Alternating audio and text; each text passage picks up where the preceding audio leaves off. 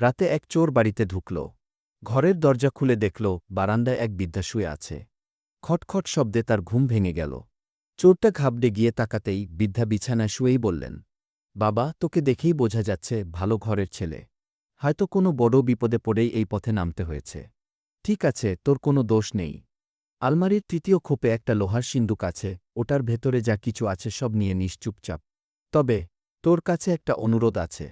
তুই একটু আমার পাশে এসে বস। আমি ঠিক এখনই একটা স্বপ্ন দেখলাম। তুই শুনে যদি একটু ব্যাখ্যা করে দিতে পারিস। চোরটা বৃদ্ধার এই কথায় একেবারে স্তব্ধ হয়ে গেল। বৃদ্ধার মমতায় সে অভিভূত হয়ে তার পাশে গিয়ে বসে পড়ল।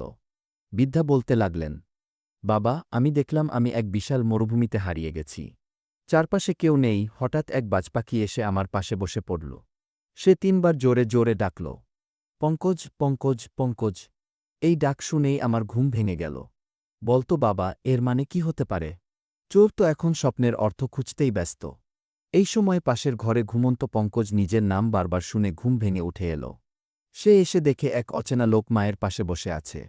আর দেখেই বুঝতে পারল এই অচেনা লোক আসলে চোর। সঙ্গে সঙ্গে পঙ্কজ শুরু করে দিল চোরের উপর ধোলাই। চোর আর কিচ্ছু বলতে পারছে না।